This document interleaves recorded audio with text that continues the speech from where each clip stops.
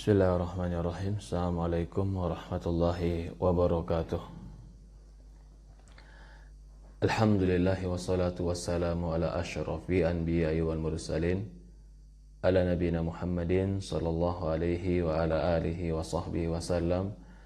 Ashhadu an la ilaha illallah wahdahu la syarika lah wa ashhadu anna Muhammad abduhu wa rasuluhu la nabiyya ba'd. Qala Allah Ta'ala fi kitabihil karim, ya ayyuhalladzina amanu taqullaha haqqa tuqatih wa la tamutunna illa wa antum muslimun. Alhamdulillah, segala puja dan puji syukur kita panjatkan kepada Allah Subhanahu wa taala Rabbul alamin, serta salawat dan salam pada Nabi kita Muhammadin sallallahu alaihi wa ala alihi wa sahbihi wasallam, kepada keluarganya, kepada para sahabatnya, juga orang-orang yang mengikuti dan mencintainya ila yaumil qiyamah. Sebagaimana dikatakan Rasulullah SAW ketika Rasul ditanya, ya Rasulullah, kenapa Rasulullah SAW berpuasa di bulan Sya'ban? Rasulullah mengatakan, karena di bulan ini yaqfalun nas, banyak manusia lalai di bulan ini. Bulan di antara Rajab dan Ramadan. Bulan Rajab banyak orang yang memuliakannya. Bulan Sya'ban kaum muslimin menyadarinya. Atau bulan Ramadan kaum muslimin menyadarinya. Adapun bulan Sya'ban banyak orang lalai daripada bulan Sya'ban. Kita melanjutkan pembahasan kita kemarin.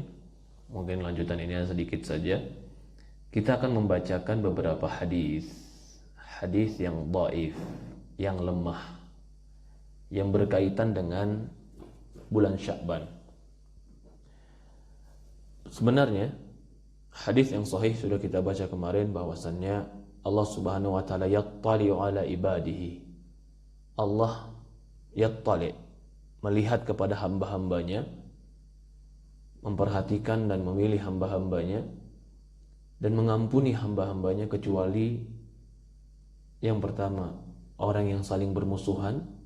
Yang kedua adalah orang musyrik pada malam nisfu Sya'ban. Allah akan ampuni itu kecuali dua kelompok ini, orang musyrikin dan orang-orang yang saling bermusuhan. Hadis ini sahih, kemarin sudah kita baca tentang hadis itu. Sekarang yang kita baca adalah hadis-hadis dhaif yang maudhu, bahkan gak ada asalnya dalam perkataan Rasulullah SAW berkenaan tentang bulan Sya'ban. Hadis yang pertama, hadis ini khamsa layali la turaddu fihinna da'wah, 5 malam yang tidak akan tertolak doa di dalam 5 malam ini. Awwalul lailati minar Rajab, yang pertama, malam pertama di bulan Rajab.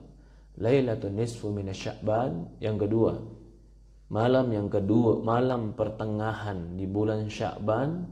Yang ketiga, Lailatul Jum'ah. Yang keempat, Lailatul Fitr, yaitu malam Idul Fitri.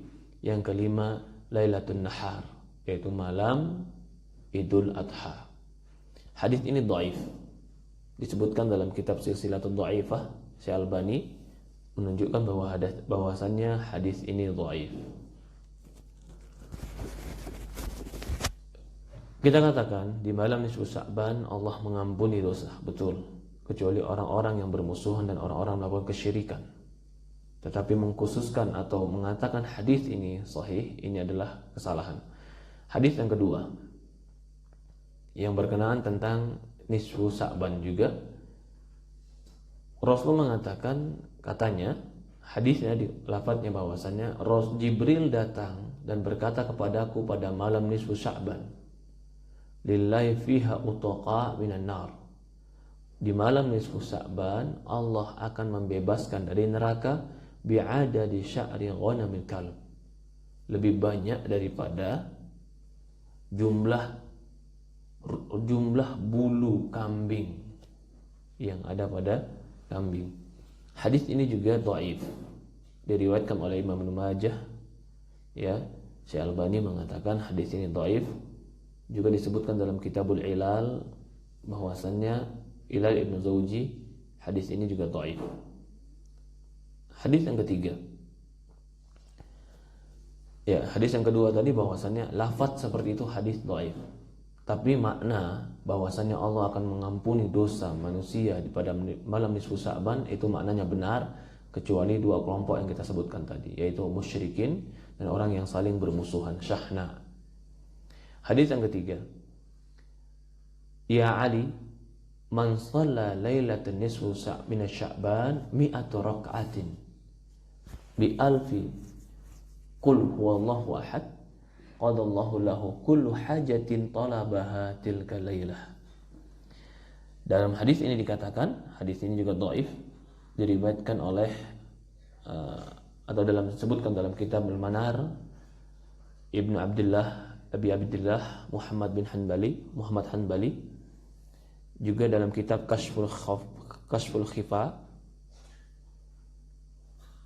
Hadis ini dikatakan Rasulullah berkata kepada Ali, wahai Ali, barang siapa yang salat pada malam nisfu Sya'ban 100 rakaat dan di dalamnya ada 1000 kali mengucapkan qul huwallahu ahad, berarti setiap rakaatnya 10 kali qul huwallahu ahad, maka Allah akan menunaikan bagi dia kebutuhan-kebutuhan yang dia pinta di malam itu. Hadis yang menunjukkan salat 1000 rakaat pada malam nisfu Sya'ban, hadisnya dhaif. Dalam hadis yang lain, hadis yang keempat, hadis yang dhaif. Barang siapa yang membaca pada malam nisfu Sya'ban, man qara'a lailatan nisfu Sya'ban min Sya'ban 1000 marrah qul huwallahu ahad ba'atsallahu ilaihi mi'ata malak yubashshirunah. Kata Rasulullah sallallahu alaihi wasallam, barang siapa yang membaca pada malam nisfu Sya'ban 1000 kali qul huwallahu ahad, Allah akan mengutus kepada dia 100 malaikat yang memberikan kabar gembira padanya. Ini pun hadis dhaif. Disebutkan dalam kitab Mizanul I'tidal Ibnu Hajar, juga dalam kitabul Manar li Abi Abdullah Muhammad Al-Hanbali. Hadis ini hadis yang dhaif. Membaca qul huwallah sebanyak 1000 kali pada malam nisfu Sya'ban itu hadisnya dhaif. Tidak bisa disandarkan kepada Rasulullah dan tidak bisa diamalkan karena cuman perkataan orang yang tidak bisa dibuktikan sampai kepada baginda Rasulullah sallallahu alaihi wasallam. Hadis yang berikutnya, man shalla lailatan nisfu min Sya'ban 300 rak'atan. Barang siapa yang salat pada malam nisfu Sya'ban 300 rakaat. Dalam riwayat lain dikatakan 12 rakaat. Dia membaca di setiap rakaatnya 30 kali qul huwallahu ahad. Masya Allah, 300 rakaat, setiap rakaatnya baca qul huwallah 30 kali. Syuffi'a fi asyaratin qad istujiban nar, maka dia akan diberikan syafaat kepada 10 orang yang telah wajib masuk neraka. Hadis ini juga dhaif, menunjukkan salat khusus di pertengahan malam nisfu Sya'ban itu hadis-hadis yang dhaif.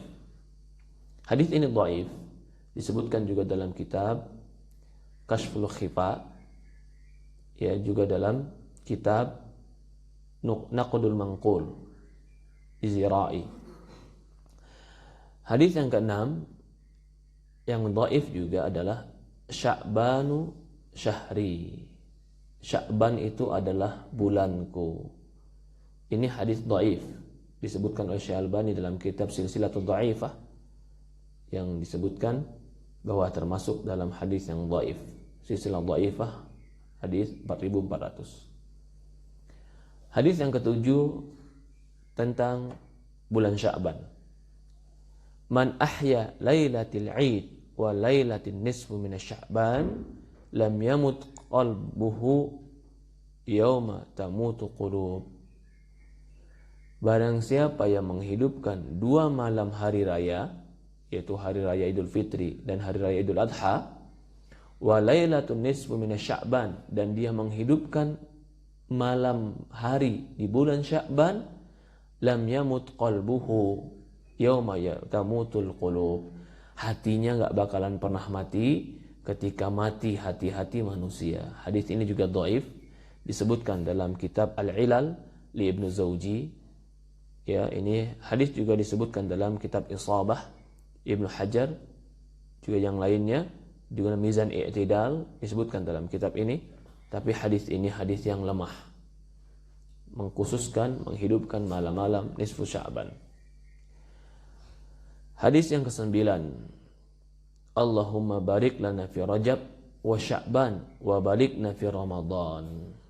Doa, ya Allah, berkahi kami pada bulan Rajab dan Sya'ban, dan sampaikan kami kepada Ramadan.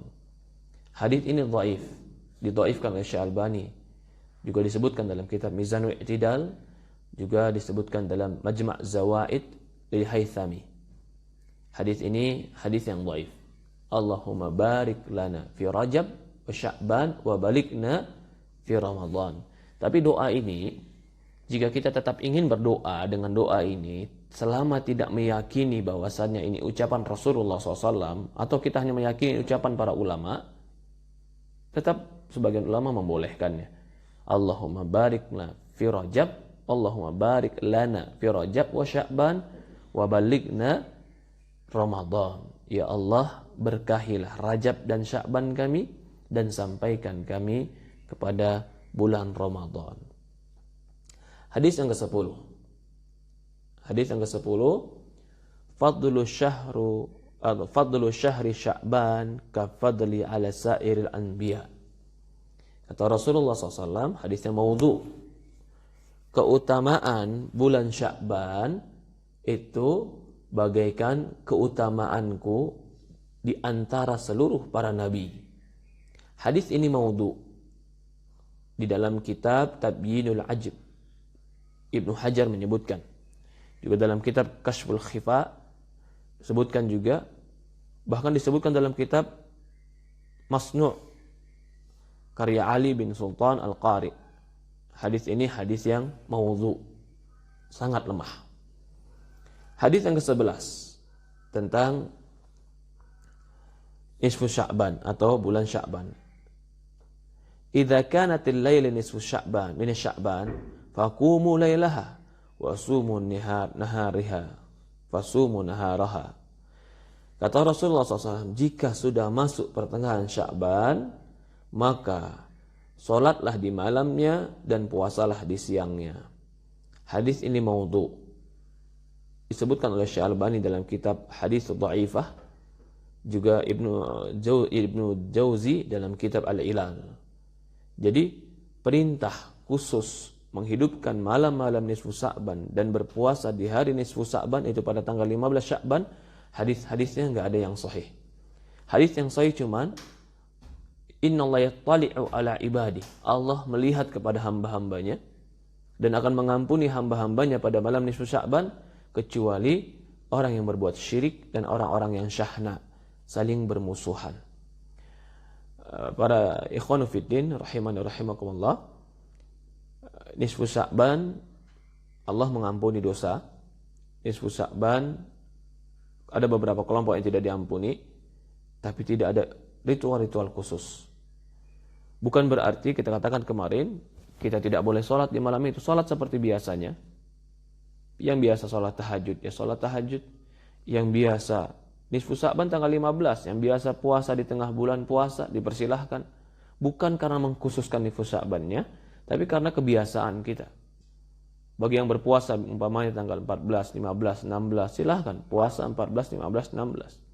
Adapun larangan yang mengatakan idza tasafa Sya'ban fala tasumu hatta Ramadan, kita katakan nih, barang siapa yang sudah masuk pertengahan Sya'ban, jangan kau puasa sampai masuk Ramadan. Hadis ini diperselisihkan ulama, sebagian mengatakan dhaif, sebagian mengatakan sahih. Bagi mereka yang mengatakan sahih, tidak diamalkan. Sebagaimana kata Imam Tohawi, jumhur kebanyakan ulama tidak mengamalkan hadis ini. Bahkan sebagian mengatakan hadis ini mansukh dari sisi amalnya. Yang benar boleh tetap berpuasa walaupun nisfu Sya'ban. Tapi tidak ada sholat yang sampai 100 rakaat. yang membaca setiap rakaatnya qul huwallahu ahad, itu tidak ada hadis-hadis yang sahih. Semua hadis-hadisnya dhaif dari orang-orang yang menisbahkan kepada Rasulullah sallallahu alaihi wa ala alihi wasallam. Mungkin ada pertanyaan, dipersilahkan. Ya.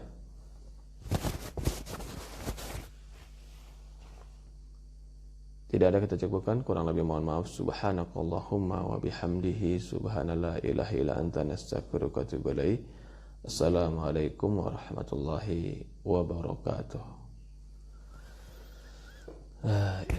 Jangan.